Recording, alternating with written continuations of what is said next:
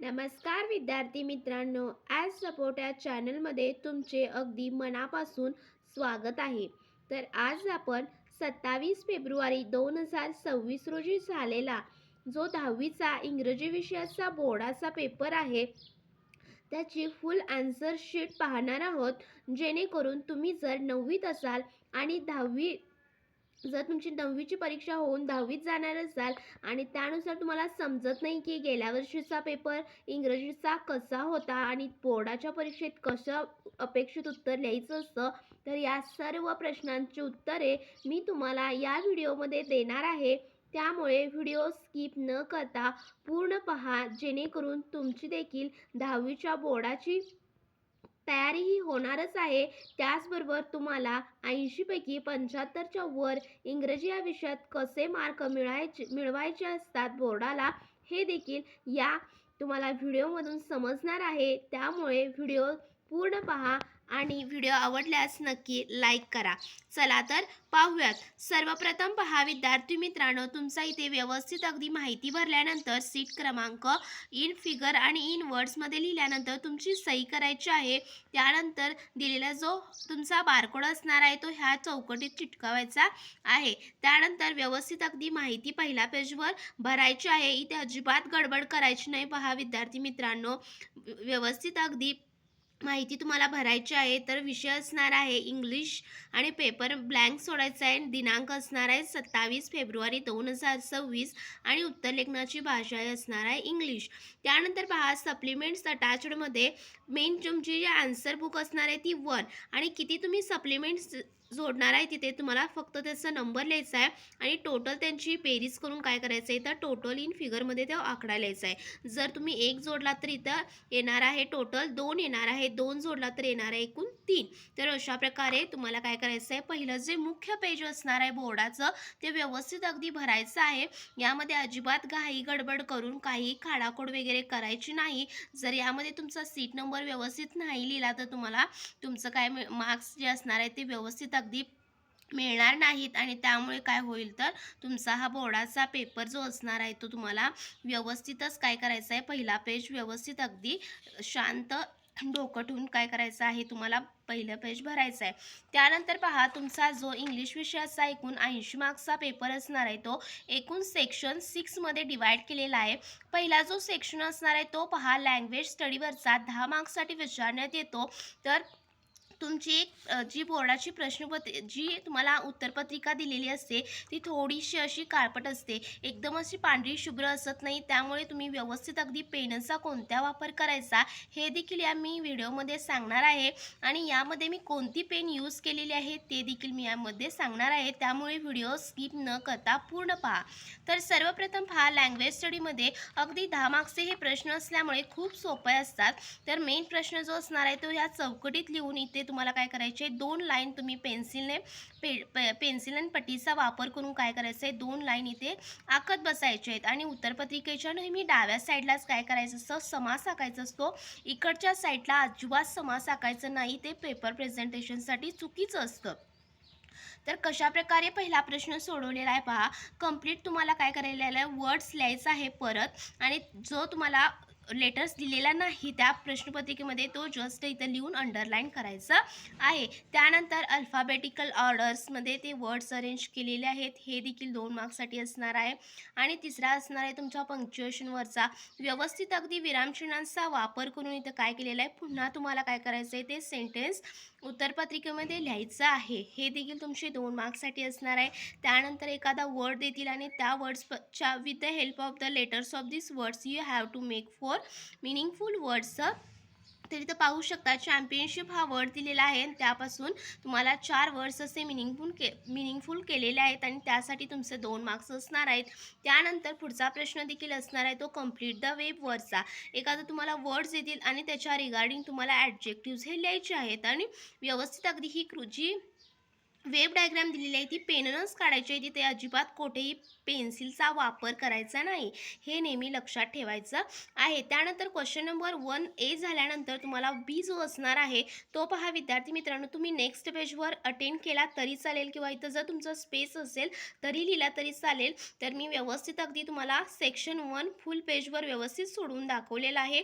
हा देखील तुमचा करेक्टच फॉर्मॅट असणार आहे. तर व्यवस्थित अगदी जी तुमची फ्रेज असणार आहे त्याला अंडरलाईन केलेलं आहे पहा सेंटेन्समधील. त्यानंतर तुम्हाला इथे व्यवस्थित अगदी ॲड अ क्लॉज केलेला आहे. तुम्हाला काय इनकम्प्लीट सेंटेन्स येतील आणि add a clause to make a meaningful sentence, हे देखील 1 मार्क्ससाठी प्रश्न असणार आहे. त्यानंतर पाहू शकता वर्ड लिहून परत त्याला प्रिफिक्स जोडला आहे काय, सफिक्स जोडला आहे काय, व्यवस्थित अगदी लिहिलेलं आहे आणि त्यामधलाच एक वर्डचा वापर करून इथे काय केलेला आहे, एक सेंटेन्स बनवलेला आहे. हा देखील 1 मार्क्स असणार आहे. खूप सोपा असणार आहे लँग्वेज स्टडीवरचा. अजिबात तुम्ही घाबरून जायचं नाही. पहा बोर्डाचा पेपर म्हणजे काय असं खूप अवघड असतो असं नाही. ॲव्हरेज स्टुडंट्सला देखील हा पेपर अटेंड करता यावा, तो देखील पास व्हावा ह्याच हेतूने काय केलेलं असतं, बोर्डाने पेपर सेट केलेला असतो. त्यानंतर पहा जो तुमचा दुसरा क्वेश्चन असणार आहे तो नेहमी तुम्हाला काय करायचं आहे, उत्तरपत्रिकेच्या उजव्या साईडला म्हणजे इकडच्या साईडला काय करायचं आहे, लिहायला सुरुवात करायची. इथं सेक्शन सेकंड टाकायचं, क्वेश्चन नंबर 2A. तर अशा प्रकारे सोडवायचा आहे. पाहू शकता हा देखील तुमचा 20 मार्क्स ऐकून असणार आहे प्रश्न आणि यामध्ये तुम्हाला 2 सीन पॅसेज देणार आहेत आणि त्यावर शेष 10-10 मार्क्सचे प्रश्न असणार आहेत. पहिला जो असणार आहे तो पहा तुमचा असणार आहे तर सिंपल फॅक्च्युअलवरचा असणार आहे आणि त्यामध्ये तुम्हाला रिकाम्या जागा भरा किंवा कंप्लीट द सेंटेन्सेस किंवा ट्रू ऑर फॉल्स असे सोपे प्रश्न असणार आहेत जे उतार्यावरीलच तुम्हाला शोधून लिहायचे आहेत. इनकम्प्लीट सेंटेन्स दिलेला आहे आणि तुम्हाला उतार्यामधून ते कंप्लीट करून लिहायचे आहे ते शब्द लिहून. तर इथं पाहू शकता अंडरलाईन केलेला आहे. पाहू शकता इनकम्प्लीट वर्ड्स पूर्ण करून तिथे अंडरलाईन करायचं आहे. हे करायला विसरायचे नाही. ते तुम्ही पेन्सिलनं केलं तरी चालेल किंवा पेननं केलं तरी चालेल. तर इथे व्यवस्थित अगदी केलेलं आहे पहा 2 मार्क्ससाठी. A1 जो होता तो देखील 2 मार्क्ससाठी आणि A2 जो आहे तो देखील 2 मार्क्ससाठीच आहे. आणि हा जो असणार आहे तो तुमचा कॉम्प्लेक्स फॅक्च्युअलवरती थोडासा अवघड असणार आहे आणि ट्रिकी असणार आहे हा क्वेश्चन्स, ज्यामध्ये तुम्हाला काय करायचं, वेब डायग्राम्स और हाऊ और व्हॉट टाईपचे क्वेश्चन्स देखील यामध्ये विचारले जातात किंवा गिव्ह रिझन्सचा आणि तुम्हाला पॅसेजमध्ये त्याचं उत्तर हे शोधून लिहायचं आहे. त्यामुळे व्यवस्थित अगदी पॅसेज एकदा वाचायचं आहे आणि त्यामध्ये काय दिलेलं आहे क्वेश्चन्स त्याच्या रिगार्डिंग उत्तर शोधून हे लिहायचं आहे. तर इथं पाहू शकता हिबिस्कस फ्लावर्सचे डिस्क्रिप्शन तुम्हाला काय करायचं आहे, दिलेल्या पॅसेजमधील शोधून व्यवस्थित अगदी कृतींचा ज्या आकृत्या तुम्हाला दिल्या आहेत तशाच काढून त्या पेननं काढून तुम्हाला त्यामध्ये व्यवस्थित अगदी भरायचं आहे. त्यानंतर पाहू शकता A3 जो होता तो व्होकॅब्युलरी बेस्डवरती अगेन डिस्क्रायबिंग वर्ड्स किंवा सिनोनिम्स अँटोनिम्स असे 2-2 मार्क्सचे तुम्हाला प्रश्न असणार आहेत जे पॅसेजमध्येच त्याचं उत्तर असणार आहे, जस्ट तुम्हाला शोधून तिथं लिहायचं आहे. त्यानंतर A4 जो होता तो ग्रामॅटिकल असणार आहे, ग्रामरवरचा. तर इथं पाहू शकता तुम्हाला टेन्समध्ये रूपांतर करा किंवा change the voice direct indirect speech करा, ॲड अ क्वेश्चन टॅग, असे डिफरंट जे ग्रामर्समध्ये असणार आहेत ते व्यवस्थित अगदी तुम्हाला सोडवायचे 2 मार्क्ससाठी असणार आहे. त्यानंतर A5 अगेन जो असणार आहे तो तुमचा पर्सनल रिस्पॉन्सवरचा क्वेश्चन्स आहे. पाहू शकता कशाप्रकारे सोडवलेला आहे आणि असाच तुम्हाला सिम्पल अगदी लिहायचा आहे. 5 ते 6 ओळीत आणि 2 मार्क्स ते घेऊन जायचे आहेत. त्यानंतर बी जो असणार आहे क्वेश्चन नंबर 2B असणार आहे, तो तुम्ही नेक्स्ट पेजवर जरी अटेंड केला तरी चालेल आणि जर तुम्ही इथून स्टार्ट केला तरी चालेल, परंतु आपली बोर्डाची जी उत्तरपत्रिका असणार आहे ती खूप असते, पानं त्याच्यात भरपूर असतात. त्यामुळे तुम्ही नेक्स्ट हा जो क्वेश्चन्स आहे तो तुम्ही इकडच्या पेजवर जरी स्टार्ट केला तरी चालेल. असं क्वेश्चन नंबर 2 लिहायचं आणि तर बी लिहायचा आहे. हा देखील सेम पॅसेजवरचाच प्रश्न 10 मार्क्ससाठी विचारण्यात येतो, ज्यामध्ये ट्रू ऑर फॉल्स लिहा. त्यामध्ये तुम्हाला प्रश्नपत्रिकेतले सेंटेन्स परत लिहिण्याची बघा आवश्यकता नाही, जस्ट तुम्हाला त्याचा आन्सर काय असणार आहे विथ देअर नंबर्सचा लिहायचा आहे. तर पहिला नंबरचा ट्रू असणार आहे, सेकंड फॉल्स, थर्ड ट्रू आणि फोर्थ फॉल्स असणार आहे. सेंटेन्स व्यवस्थित वाचायचं, पॅसेजमध्ये काय दिलेलं आहे, जर ते ट्रू असेल तर ट्रू लिहायचं, फॉल्स असेल तर फॉल्स लिहायचं. B2 जो असणार आहे तो देखील व्हॉट और हाऊ टाईपचे क्वेश्चन्स असणार आहेत, जस्ट तुम्हाला गिव्ह रिझन्स देखील विचारतील आणि ते शोधून तुम्हाला लिहायचं आहे, 2 मार्क्ससाठी असणार आहे. त्यानंतर B3 जो होता तो व्होकॅब्युलरी बेस्डवरती सोडवलेला आहे. पाहू शकता अँटोनिम्स तुम्हाला फाइंड करून पॅसेजमधलेच लिहायचे, तुमच्या मनाच्या अजिबात इथे लिहायचं नाहीत. मनाचं लिहिला तर तुम्हाला मार्क्स हे मिळणार नाही. त्यानंतर B4 जो असणार आहे तो देखील ग्रामरवरचा महत्त्वाचा असणार आहे. नॉट ओन्ली बट ऑल्सोचा तुम्हाला दिलेल्या सेंटेन्समध्ये काय करायचं आहे तर वापर करून परत ते सेंटेन्स लिहायचं आहे. पाहू शकता, the barking became not only louder but also more aggressive आणि the terrible custom was record by me. त्यानंतर B5 जो आहे तो देखील पर्सनल रिस्पॉन्सवरचा अगदी व्यवस्थित तुम्हाला क्वेश्चन टू A आणि B झाल्यानंतर तुम्ही इथं 2 लाईनी असे आखू शकता. म्हणजे तुमचा इथं क्वेश्चनचा एंड झालेला आहे हे एक्झामिनरला समजतं. इथून अजिबात क्वेश्चन नवा म्हणजे क्वेश्चन नंबर जो न्यू असणार आहे म्हणजे 3 क्वेश्चन इथून अजिबात स्टार्ट करायचं नाही. तो मूर्खपणा अजिबात इथे करायचा नाही. तर नेहमी मी सांगितल्यासारखंच तर नेहमी तुमचा क्वेश्चन जो न्यू क्वेश्चन्स हा नेहमीच नवीन पेजवर स्टार्ट करायचा आहे. जो सेक्शन सोडवणार आहात तो सेक्शन इथं लिहायचं क्वेश्चन 3 आणि त्याचा व्यवस्थित अगदी जो सब क्वेश्चन असणार आहे तो यामध्ये आणि त्यातला A1 जो असणार आहे आणि त्यामध्ये जे ऑप्शन असणार आहे त्याचे उत्तर व्यवस्थित अगदी नंबर्स क्वेश्चन्स नंबर लिहून लिहायचं आहे. अजिबात क्वेश्चन्स रिपीट करायचा नाही इथे. फक्त तुम्हाला क्वेश्चन्स जस्ट नंबरिंग लिहायचं आहे आणि तो क्वेश्चनचा आन्सर काय आहे ते व्यवस्थित अगदी लिहायचं आहे. पेननंच या कृती काढायच्या आहेत. व्यवस्थित अगदी इथे खाडाखोड अजिबात करू नका. नाहीतर तुम्ही जरी उत्तर हे बरोबर लिहिलं आणि तर जर खाडाखोड खूप आढळली तर तुमचे मार्क्स हे कट अर्धा मार्क्स तरी कट होऊ शकतो. त्यामुळे ही काळजी नक्की घ्यायची आहे. त्यानंतर पाहू शकता ॲप्रिसिएशन देखील 5 मार्क्ससाठी विचारलं जातं. पोयमवरचं कोणती एक तुम्हाला पोयम देतील तुमची जी इंग्रजीच्या पाठ्यपुस्तकातील आणि त्याचं 5 मार्क्सचं जे ॲप्रिशिएशन असतं ते कशाप्रकारे डिवाईड केलेलं आहे पहा. टायटलला अर्धा मार्क, नेम ऑफ द पोएटला अर्धा मार्क म्हणजे एकूण 1 मार्क्स झाला. रॅम स्कीमला 1 मार्क्स असणार आहे. फिगर ऑफ स्पीचला देखील 1 मार्क्स असणार आहे. तर मला द ट्विन्स या कवितेचं फिगर ऑफ स्पीच काय असणार आहे हे मला सांगा कमेंट सेक्शनमध्ये. त्यानंतर सेंट्रल आणि थीम सेंट्रल आयडिया आणि थीम जे असणार आहे ते 2 मार्क्ससाठी असणार आहे आणि हे तुम्हाला ॲटलिस्ट 4 to 5 लाईन्स लिहायचं आहे. त्यामुळे प्रत्येक कवितेचे कवी कोण आहे, त्याची राईम स्कीम काय, फिगर ऑफ स्पीच कोणतं यूज केलेलं आहे आणि त्याचं काय सेंट्रल आयडिया ही ॲटलिस्ट तुम्हाला माहीत असली पाहिजे. त्यामुळे प्रत्येक जी पोयम असणार आहे ती व्यवस्थित अगदी समजून घ्यायची आहे. त्यानंतर पहा जो तुमचा पुढचा सेक्शन असणार आहे तो असणार आहे सेक्शन 4 अनसीन पॅसेजवरचा असणार आहे आणि हा देखील तुम्हाला एकूण 15 मार्क्ससाठी विचारण्यात येतो. पहिला जो असणार आहे क्वेश्चन नंबर 4A जो असणार आहे तो एकूण 10 मार्क्ससाठी असणार आहे. अगेन यामध्ये सिम्पल फॅक्च्युअल क्वेश्चन्स 2 मार्क्ससाठी, कॉम्प्लेक्स फॅक्च्युअल क्वेश्चन्स 2 मार्क्ससाठी. यामध्ये तुम्हाला जे सेंटेन्स दिलेले आहेत ते अकॉर्डिंग टू पॅसेज कसं ऑकरन्स त्यांचं झालेलं आहे ते व्यवस्थित अगदी नंबरिंग लिहायचं आणि त्याचं ऑप्शन विथ द सेंटेन्स लिहायचं. अजिबात नुसता सेंटेन्स लिहायचे नाहीत किंवा नुसतं ऑप्शन्स लिहायचे नाहीत. ऑप्शन्स विथ द सेंटेन्स लिहायचं. त्यामुळे ते व्यवस्थित अगदी नंबरिंग त्याचं करायचं कसं ऑकरन्स आलेला आहे आणि ते काय करायचं व्यवस्थित अगदी अरेंज करून लिहायचं आहे. 2 मार्क्स तरच तुम्हाला इथे देण्यात येणार आहेत. त्यानंतर बघा A3 जो असणार आहे तो व्होकॅब्युलरी बेस्डवरचा असणार आहे आणि A4 जो असणार आहे तो ग्रामरवरचा असणार आहे. त्यामध्ये WH क्वेश्चन्स तयार करा किंवा ॲड अ क्वेश्चन टॅग, तिथे क्वेश्चन टॅग केलेला आहे. व्यवस्थित अगदी त्याची तयारी तुम्हाला करून जायची आहे. त्यानंतर A5 जो असणार आहे तो तुम्हाला माहीतच आहे पर्सनल रिस्पॉन्सवरचा असणार आहे. तुमचं फेवरेट गेम कोणता आहे आणि का तुम्हाला ते आवडतं तर ते थोडक्यात लिहायचं आहे पहा 2 मार्क्ससाठी. आणि जो तुमचा अनसीन पॅसेज असणार आहे पहा विद्यार्थी मित्रांनो त्यावरीलच तुम्हाला समरी करायची आहे. समरीला टायटल द्यायला विसरायची नाही आणि ॲटलिस्ट 5 to 6 लाईन्समध्ये तुमचा जो होल अनसीन पॅसेज असणार आहे त्याची समरी यायला पाहिजे.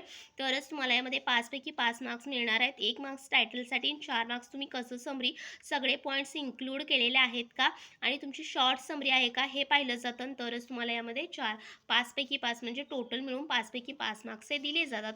अशा प्रकारे अनसीन पॅसेज जो 15 मार्क्सचा आपण पाहिला. त्यानंतर पुढचा सेक्शन असणार आहे तो रायटिंग स्किलचा असणार आहे. हा एकूण 20 मार्क्ससाठी असतो आणि यामध्ये देखील तुम्हाला स्कोरिंगसाठी हा सेक्शन जो आहे तो मदत करणार आहे पहा विद्यार्थी मित्रांनो. क्वेश्चन नंबर 5 जो असणार आहे तो तुमचा लेटर रायटिंगवरचा असणार आहे. एखादी ॲडव्हर्टाइजमेंट देतील आणि त्यावरील तुम्हाला 2 पत्र असणार आहेत A1 A2 कोणतंही एक सोडवायचं आहे. ऑरला असणार आहे पाहू शकता. तर इथं काय केलेलं आहे तर इनफॉर्मल लेटर सोडून दाखवलेला आहे तुमचा पत्ता. त्यानंतर तिथं दिनांक लिहायला विसरायची नाही आणि सॅल्युटेशन डिअर रोहन आपला फ्रेंड आहे त्यामुळे डिअर हे वापरलं जातं. सर्वप्रथम कसं आहेस ते व्यवस्थित अगदी लिहायचं. हे देखील तुमचं जे असणार आहे मजकूर तो 7 to 8 लाईन्समध्ये असला पाहिजे आणि त्यामध्ये शेवट देखील असला पाहिजे युअर लव्हिंग फ्रेंड कमलेश काले. तर अशा प्रकारे तुम्हाला काय करायचं आहे इनफॉर्मल लेटर्सचा फॉर्मॅट फॉलो करायचा आहे. जर तुम्हाला इनफॉर्मल लेटर रायटिंग जर जमत नसेल तर फॉर्मल लेटरचा देखील मी आपल्या चॅनलवर व्हिडिओ टाकलेले आहेत ते तुम्ही जाऊन पाहू शकता. तर अशा प्रकारे 5 पैकी 5 मार्क्स आहेत ते देखील लेटर रायटिंगमध्ये तुम्हाला व्यवस्थित अगदी फॉर्मॅट फॉलो करून मिळवायचेच आहेत. त्यानंतर पाहू शकता नेक्स्ट क्वेश्चन असणार आहे, तो असणार आहे क्वेश्चन नंबर 5B असणार आहे डायलॉग रायटिंगवरचा. आणि ह्यामध्ये तुम्हाला 5 मार्क्ससाठी होल डायलॉग नसणार आहे, तर त्यामध्ये 3 असं डिवायडेशन केलेलं आहे पाहू शकता. पहिलं जे असणार आहे तो 1 मार्क्ससाठी असणार आहे आणि यामध्ये तुम्हाला हा होल डायलॉग तुमच्या प्रश्नपत्रिकेमध्ये असणार आहे. फक्त तुम्हाला हा जम्बल्ड ऑर्डर म्हणजेच काय, तर पहिलं सेंटेन्स लास्टला, लास्ट सेंटेन्स पहिला, तर असं तुम्हाला सरमिसळ देणार आहेत आणि फक्त तुम्हाला ते सर्व वाचायचं आहे. आणि त्याचा सिक्वेन्स काय असणार आहे, तो सर्वप्रथम प्रश्नपत्रिकेमध्ये काय करायचं आहे, पेन्सिलने तुम्हाला पहिलं कोणतं ह्यातलं सेंटेन्स येणार आहे डायलॉगचं, दुसरं कोणतं येणार आहे ते पहिल्यांदा मार्क करून घ्यायचं आणि नंतर ते व्यवस्थित अगदी उत्तरपत्रिकेमध्ये असं सिक्वेन्सने लिहायचं आहे आणि 1 मार्क्स ते घेऊन जायचं आहे. जर तुम्ही 2 सेंटेन्स चुकला तर इथं अर्धा मार्क्स जाणार आहे आणि फक्त तुम्हाला अर्धा मार्क्सच मिळणार आहे. त्यामुळे व्यवस्थित अगदी काय करायचं आहे, जर सिक्वेन्स जो असणार आहे जम्बल्ड ऑर्डरचा सिक्वेन्समध्ये करून हा डायलॉग कंप्लीट करायचा आहे. जर तुम्हाला डायलॉग व्यवस्थित वाचायला आला आणि कळाला काय आहे आणि कोणतं सेंटेन्स कशानंतर येणार आहे, तर इथे एक पैकी 1 मार्क्स तुम्ही घेऊन जाणार आहात. त्यानंतर पहा क्वेश्चन नंबर 5Bचा बी जो असणार आहे तो देखील 1 मार्क्ससाठीच असणार आहे. आणि यामध्ये कसं असणार आहे पाहू शकता, तर तुम्हाला इनकम्प्लीट डायलॉग देणार आहेत, म्हणजे पूर्ण असं डायलॉग देणार नाही. तर यामध्ये काय विचारलं आहे, who is your favourite actor, तर यामध्ये काय ही जी बीची डायलॉगची लाईन आहे ती देणार नाहीत. तर तुम्हाला तिथं कंप्लीट करायचं आहे की my favourite actor is dash dash. तर तुमचं स्वप्नील जोशी किंवा मकरंद नसपुरे काय तुमचा फेवरेट ॲक्टर आहे त्याचं नाव जास्त तुम्हाला लिहायचं आहे आणि हा डायलॉग पूर्ण करायचा आहे. त्यानंतर ही देखील लाईन देणार आहेत पहा, what makes him your favourite, तर ते तुमचे फेवरेट का आहेत, तर तुम्हाला तिथं कंप्लीट करून लिहायचं आहे की he is very talented and hard working, I like his acting very much. तर अशा प्रकारे जर तुम्ही एकच सेंटेन्स कंप्लीट लिहिला तर अर्धा मार्क मिळणार आहे. 2 अगदी व्यवस्थित लिहिला डायलॉगचे तर 1 पैकी 1 मार्क्स ह्याच्यामध्ये देखील मिळून जाणार आहे. त्यामुळे डायलॉग रायटिंगचा हा जो फॉर्मॅट असणार आहे हाच तुम्हाला बोर्डाच्या परीक्षेत दरवर्षी विचारला जातो आणि असंच तुम्हाला डायलॉग रायटिंग लिहायचं आहे. त्यानंतर पहा राहिलेला जो 3 मार्क्सचा प्रश्न असणार आहे त्यामध्ये तुम्हाला एखादा सब्जेक्ट देणार आहेत आणि त्यावरून तुम्हाला काय करायचं आहे, ॲटलिस्ट प्रत्येक कॅरेक्टरचे 3 एक्सचेंज स्टेटमेंट्स म्हणजे प्रत्येक कॅरेक्टरचे 3 स्टेटमेंट्स व्हायला पाहिजे. जसं डायलॉग तुमच्या भाषेत तयार करायचं आहे. तुम्ही तुमच्या मैत्रिणींचं किंवा मित्राचं तिथं नाव करून तुम्हाला काय करायचं आहे, तर इथं डायलॉग तयार करायचा आहे. आणि डायलॉग लिहिताना पहा विद्यार्थी मित्रांनो, इथं जे असणार आहे ते व्यवस्थित अगदी हा सिक्वेन्स यायला पाहिजे. दिनेश नंतर राहुल, राहुल नंतर दिनेश, असं एक स्टेटमेंट, एका कॅरेक्टरचं एक स्टेटमेंट झालं की दुसऱ्या कॅरेक्टरचं एक स्टेटमेंट असलं पाहिजे. तुम्ही दोन्ही कॅरेक्टर्सचे तर दिनेश लिहिलं तर असं अजिबात चालणार नाही. तर प्रत्येक कॅरेक्टरचे एक स्टेटमेंट्स असे एकूण 3 स्टेटमेंट म्हणजे 6 मिनिंगफुल सेंटेन्स तुमचे या डायलॉगमध्ये व्हायला पाहिजेत. आणि विथ द रिगार्डिंग हा जो टॉपिक आहे त्याच्याच रिगार्डिंग तुमचा डायलॉग असला पाहिजे. अजिबात तुमच्या मनात तर काहीही कोणताही सब्जेक्ट घेऊन लिहायचं नाही डायलॉग. तर जो त्यांनी आपल्याला विषय दिलेला आहे तोच विषयाचं तुम्हाला काय करायचं आहे, ॲटलिस्ट 6 लाईन्समध्ये किंवा 6 स्टेटमेंट्समध्ये तुम्हाला काय करायचं आहे, तर तो डायलॉग लिहायचा आहे आणि तो पटवून द्यायचा आहे व्यवस्थित अगदी. आणि त्यामध्ये तुम्हाला 3 पैकी 3 मार्क्स हे घेऊन जायचे आहेत. तर तुम्ही 4 स्टेटमेंट्स लिहिला तर 2 मार्क्स मिळतील. तर तुम्हाला कमीत कमी 6 स्टेटमेंट्स लिहायचे आहेत. जास्तीत जास्त तुम्ही अगदी पान भरून लिहिला तरी चालेल, परंतु आपल्याकडे तेवढा वेळ नसतो. तुम्ही जास्तीत जास्त 8 स्टेटमेंट्स किंवा 10 स्टेटमेंट्स लिहा. तुमचा डायलॉग कंप्लीट असला पाहिजे आणि इथे 3 मार्क्स हे घेऊन तुम्हाला जायचे आहे. तर असा एकूण तुमचा 1 + 1 2 आणि 2 आणि 3 म्हणजे 5 मार्क्सचा हा डायलॉग रायटिंगचा असं फॉर्मॅट तुम्हाला काय केलेला आहे त्यांनी ब्रेकडाऊन करून सांगितलेलं आहे. आणि तुम्हाला असंच व्यवस्थित अगदी लिहायचं आहे तरच 5 पैकी 5 मार्क्स हे मिळणार आहे. त्यानंतर पहा पुढील जो क्वेश्चन असणार आहे तो तुमचा असणार आहे, तर डायलॉग रायटिंगचा जो होता बघा प्रश्न त्याला ऑरला स्पीच रायटिंग असणार आहे. तर तुम्हाला जर डायलॉग रायटिंग अवघड जात असेल तर तुम्ही स्पीच रायटिंग देखील सोडवू शकता. असं काही नाही की मी सांगत आहे म्हणून डायलॉग रायटिंगच लिहा. तुम्हाला जो क्वेश्चन सोपा वाटतो तो तुम्ही सोडवू शकता, परंतु सगळेच क्वेश्चन सोडवत बसू नका. कोणताही एक सांगितला आहे एकच सोडवा. त्यानंतर पहा क्वेश्चन नंबर 6 एकूण असणार आहे 10 मार्क्ससाठी. त्यामध्ये 5 मार्क्ससाठी असणार आहे इन्फॉर्मेशन ट्रान्सफर. यामध्ये देखील तुम्हाला A1 A2 असणार आहे. A1 जो असणार आहे तो एखादा फ्लो चार्ट देणार आहेत आणि त्याचं तुम्हाला पॅसेजमध्ये रूपांतर करून लिहायचं आहे. आणि A2 मध्ये असणार आहे एखादा पॅसेज देतील आणि त्याचं तुम्हाला फ्लो चार्टमध्ये कन्वर्जन करून लिहायचं आहे. त्यालाच व्हर्बल टू नॉन व्हर्बल म्हणतात. आणि तुम्हाला फ्लो चार्टचं पॅसेजमध्ये करायचं त्यालाच नॉन व्हर्बल टू व्हर्बल असं म्हणतात. तुम्ही जस्ट हे नाही लिहिलं तर चालेल, information transfer non verbal to verbal. मी फक्त तुम्हाला कळण्यासाठी हे लिहिलेलं आहे. पहा विद्यार्थी मित्रांनो, तुम्ही जस्ट इथे काय करायचं आहे तर क्वेश्चन नंबर 6A आणि त्यानंतर कोणता क्वेश्चन सोडवायचा आहे, क्वेश्चन नंबर 6A आणि त्यानंतर त्यातला A1 सोडवायचा आहे. एवढं लिहिलं तरी इनफ आहे आणि तुमचं जे आन्सर असणार आहे ते तुम्हाला ॲटलिस्ट 6 to 10 लाईन्समध्ये इथे लिहायचं आहे. तर इथं कम्युनिकेशन स्किल्स A1 सोडवलेलं आहे, पाहू शकता. त्याला टायटल लिहायला विसरायचे नाही, दोन्हीला देखील टायटल हे कंपल्सरीच आहे. त्यामुळे इथं टायटल लिहायला विसरायचे नाही. इफेक्टिव्ह तुमचं टायटल आय कॅचिंग असलं पाहिजे आणि त्यानंतर ॲटलिस्ट 2 पॅराग्राफ्समध्ये ते लिहिलेलं आहे, पाहू शकता. कम्युनिकेशन स्किल्सचे 2 टाईप्स असतात, इफेक्टिव्ह कम्युनिकेशन्स अँड इनइफेक्टिव्ह कम्युनिकेशन. तर इथं व्यवस्थित अगदी पहिला पॅराग्राफ इफेक्टिव्ह कम्युनिकेशनमधला इन्क्लूड्स करतो आणि दुसरा जो असणार आहे तो इनइफेक्टिव्ह कम्युनिकेशनचा असणार आहे आणि यासाठी 5 मार्क्स असणार आहेत. व्यवस्थित अगदी तुम्हाला ते फ्लो चार्टमध्ये जो किंवा ट्री डायग्राममध्ये जे पॉईंट्स लिहिले आहेत त्याचाच पॉईंट्सचा इथं कंक्लुजन त्याचं काय करायचं आहे, डिस्क्रिप्शन लिहायचं आहे. अजिबात तुमची मनाच्या यामध्ये पॉईंट्स अजिबात घालायचे नाहीत. तर हा खूप सोपा प्रश्न असणार आहे, 5 मार्क्स तुमचे हातातले असणार आहेत. त्यानंतर B1 जो असणार आहे तो रिपोर्ट रायटिंगचा असणार आहे. त्यामध्ये तुम्हाला एक आय कॅचिंग असं टायटल हेडिंग लिहायचं आहे. कशाविषयी तर सायन्स डे. तर कुठे स्कूलमध्ये नवभारत स्कूल सेलिब्रेट सायन्स डे. त्यानंतर त्याचं कुठं घडलं त्याचं ठिकाणाचं नाव, प्लेसचं नाव आणि ते दिनांक लिहायला अजिबात विसरायचे नाही, कारण रिपोर्ट रायटिंगचा हाच फॉर्मॅट असणार आहे. पहिला पॅरेग्राफ असणार आहे तो फक्त म्हणजे तो डिटेल्स देणारा असणार, म्हणजे तो डिटेल्स नाही तर त्याचं काय असणार आहे, इम्पॉर्टंट जी घटना घडलेली आहे, बातमी घडलेली आहे त्याचे फक्त इम्पॉर्टंट फॅक्ट्स सांगणार असणार आहे. आणि दुसरा जो पॅरेग्राफ असणार आहे तो त्याचा पहिल्या पॅरेग्राफचा डिटेल्स देणारा असणार आहे आणि 2च पॅरेग्राफ्समध्ये तुम्हाला काय करायचं आहे, हे रिपोर्ट रायटिंग लिहायचं आणि 5 मार्क्सचे घेऊन जायचे आहेत. त्यानंतर पहा, हा देखील तुम्हाला व्यवस्थितच अगदी सोडवायचं आहे पॅराग्राफ्समध्ये आणि रिपोर्ट रायटिंग हे नेहमी पास्ट टेन्समध्येच भूतकाळातच लिहिलं जातं आणि त्यामुळे तुम्हाला व्यवस्थित अगदी ग्रॅमॅटिकल करेक्ट सेंटेन्स करून हे लिहायचं आहे. त्यानंतर नेक्स्ट क्वेश्चन असणार आहे तो असणार आहे तुमचा सेक्शन 6 असणार आहे. पहा, 5 मार्क्ससाठी खूप सोपा प्रश्न असतो, क्वेश्चन नंबर टाकायला विसरायचे नाही आणि त्यातला ए जो आहे तो 2 मार्क्ससाठी असणार आहे. एकूण 7 त्याच्यात वर्ड्स दिलेले आहेत, कोणतेही 4 वर्ड्सचे तुम्हाला मराठी ट्रान्सलेशन करून लिहायचं आहे, 2 मार्क्स घेऊन जायचे. त्यानंतर बी असणार आहे तो देखील 4 सेंटेन्स देणार आहेत, कोणत्याही 2 सेंटेन्सचे मराठी ट्रान्सलेशन करून लिहायचं आहे. आणि त्यानंतर सी असणार आहे तो असणार आहे 2 तुम्हाला प्रूव्हअप्स देणार आहेत आणि कोणत्याही एका प्रूव्हअप्सचे तुम्हाला मराठी ट्रान्सलेशन करून लिहायचं आहे 1 मार्क्ससाठी. तर इथं दोन्ही सोडून दाखवलेलं आहे. रिकामे भांडे जास्त आवाज करते, सत्य नेहमी कडू असते. तर अशा प्रकारे सेक्शन जो 6 होता 5 मार्क्ससाठी आपण पाहिला. एकूण जो आपला 80 मार्क्सचा पेपर कसा सोडवायचा आणि खूप सोपा होता. पहा, 27 फेब्रुवारी 2026चा जर तुम्ही वर्षभर अभ्यास केला असेल आणि तुम्हाला प्रॅक्टिस असेल बोर्डाची, व्यवस्थित अगदी फॉर्मॅट फॉलो करून व्यवस्थित असा पेपर लिहिला तर नक्कीच यामध्ये देखील तुम्ही पैकीच्या पैकी मार्क्स हे नक्कीच मिळवाल.